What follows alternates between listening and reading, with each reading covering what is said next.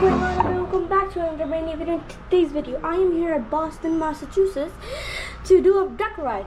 So, I'm gonna show you guys the duck ride, but before that, I wanna show you guys my room. So let's get started on the room. Okay, so my room is over here. This is my room.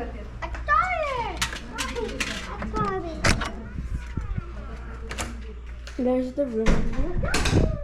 This is the room. So let's get started on the room tour, guys. So let's get started on the tour. So this is like a small table chair over here, a soft chair, and a lamp over here. Beep boop, beep boop. And there's a couch with the remote on it right now, and two pillows, and a small chair, and a table-ish couch-ish thingy, and a TV over here, and a TV stand. And over here is a desk with a chair and a light that works.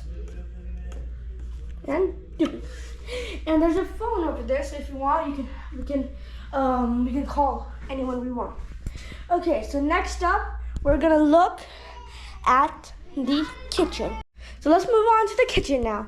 So for the kitchen, there's a small dining table over here with 2 chairs and some water bottles. And this is a fridge over here with nothing but ice and nothing but nothing in here. And there's a small stove over here and a microwave and some drawers with nothing in there and a dishwasher with nothing in there and some other drawers with some utensils and knives. Ooh, don't want to do that. And there's a sink over here, and there's a coffee making machine and some towels. And this is a sink. Whew. Okay, next up is the bathroom, of course. There's nothing much here.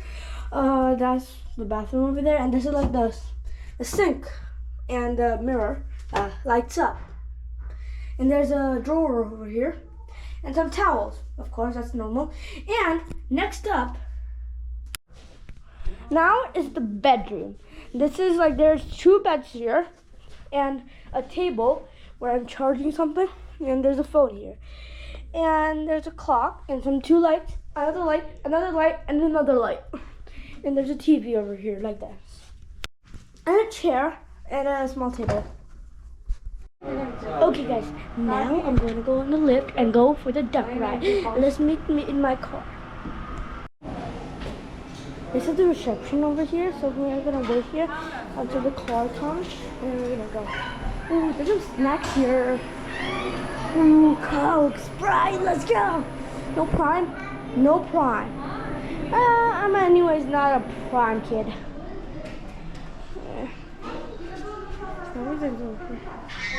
I'm a protein bar kid. So let's move on. Wow, actually before that, look at all this. This is so cool. I love this mostly. I like that. So let's move on. Let's just drop some plans. So before going to the duck ride, we're gonna go to Harvard. Okay guys, we are here at the Harvard University, and we just did some photography, and here's the photos. Okay guys, so now I'm in the car, so we're gonna go to the duck ride in 3, 2, 1. Sorry about how I was talking in the car, guys. But anyways, let's continue on the video. Okay guys, we're boarding.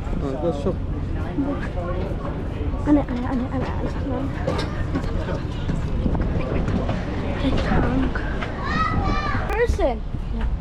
And by the way guys, just that we're gonna go in the water, inside the water. So let's do it. Okay guys, now I boarded the thingy. Now let's get going. So let's go.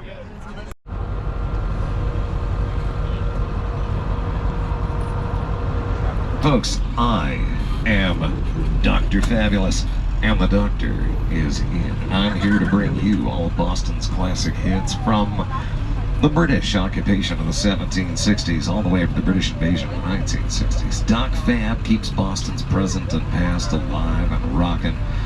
Opened in Boston in 1927. From the humble DJ all the way up to the station manager. It was all run by women.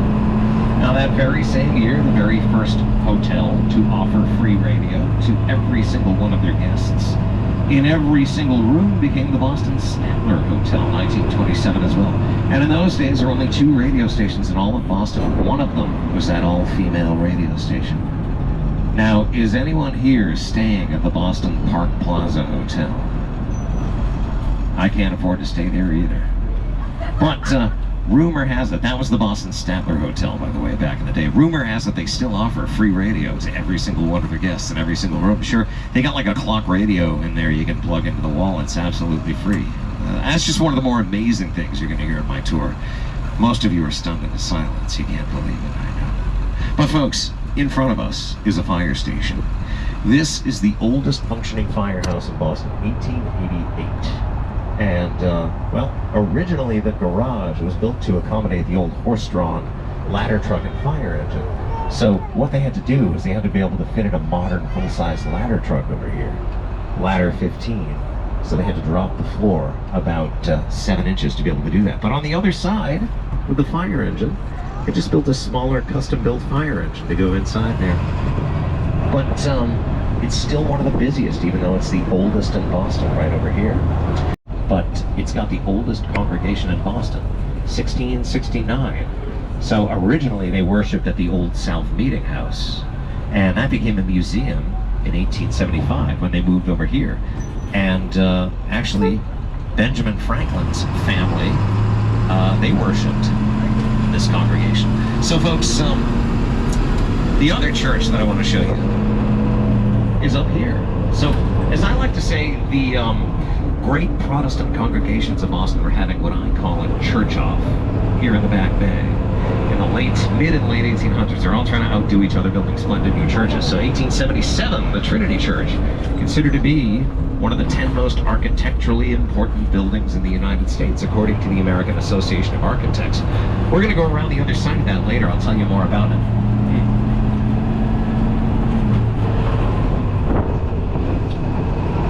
There is a building that's coming up to our left in just a second. It's a brick and brownstone building to the left-hand side over here.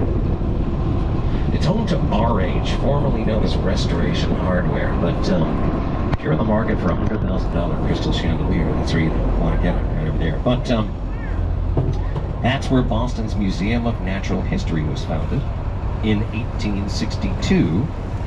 By a group of people who were trying to promote the teaching of the sciences in schools. And this is where they were until the 1940s. Now their collection had just grown so large, they were looking for a new spot.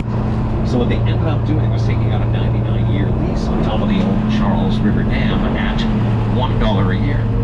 99 bucks, not bad. Public land since 1634. Now folks, we're going to be approaching the top of Beacon Hill momentarily, and this is going to be the Massachusetts State House, where all the laws are made for the Commonwealth of Massachusetts. And there's a statue of John Fitzgerald Kennedy to our left-hand side. You're going to see that. 35th President of the United States. He was from Massachusetts, but this is where the state Senate and House of Representatives meet. The brick building in the middle with a gold dome on top of it is the original building, completed in 1798. And the Bullfinch entrance out front, named for Charles Bullfinch, the man who designed the building. The other entrance is the General Hooker entrance. Here! All right.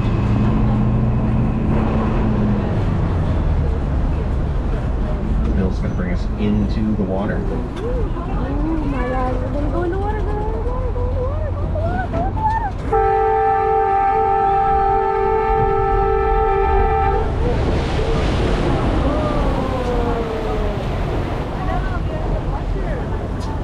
And ladies and gentlemen, boys and girls, children of all ages, this truck is now a duck. And because this truck is now a duck, let's have 2 big quacks for no reason at all. You're on the air! This is the Charles River. And the Charles River was named by the very first Englishman to chart this area back in 1614. Captain John Smith of Pocahontas fame. He named the river for the local Native American people. He called it the Massachusetts River. And what he did was he brought his brand new map of New England, as he called it, back to the King of England, James I. Now, James had a 15-year-old son by the name of Charles, and Charles was heir to the throne, and I think that John Smith was probably trying to cozy up to the next king. So what he did was he took his map, he put it in front of the young Prince of Wales. He said something like, "Charlie, buddy, pick out anything you want that's on that map, Chuck, and name it for yourself." Is there anyone, any young aspiring duck captains sitting in this general vicinity who are just dying to know what it would be like to come back or come up and sit behind the wheel, if only for a moment, and maybe have an accompanying adult come up and take your picture? But here's the thing, yeah, I have 2 rules. You gotta raise your hand, you can't just walk right up, and it's one at a time. So, did you want to do it? Yeah. All right, come on up, come on up. Looks like you got your own camera, huh? So folks, the Charles River, it's 80 miles long, and its source is Echo Lake in the town of Hopkinton, Massachusetts. Do any of you know something else that also begins in the town of Hopkinton, Massachusetts? It's in Boston, happens every 3rd Monday in April, and calls about a running that I already talked about. Yeah, it's the Boston Marathon. Is it the running that gave that away? Right. But wait a minute, that is 26.2 miles long, so how did 2 things begin and end in the same place? One be 80 miles, the other 26.2. It's very simple. The Charles River is far from being a straight shot. It meanders all over the place before it finally makes its way here. But that does afford me the rare and wonderful opportunity to use the word meander, which I don't get to use often. I really like that word. I want to use it more often. These are for you, sir. All right, let's hear it for him, everybody. All right. Is there anybody else who would like to do it? Anywhere, they don't fold up. So when the front wheels touch the ramp up here, they're going to start to pull us out of the water. Front wheels. Rear wheels. I shut off the Coast Guard radio. He shuts off the propeller. We don't need that anymore.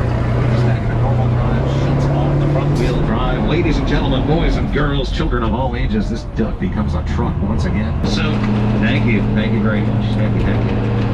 Just remain seated momentarily, because the only realistic way that you guys can get off the duck is if you wait for us to come to a complete stop. You wait for Bill and I to come back, release the ladder, and you let us get off first. Otherwise, you're going to find yourselves trying to climb out the windows, or we're still moving, and don't do that. Guys, the duck ride's over, but I wanted to stay there for a long time. But anyway, see you in the next video.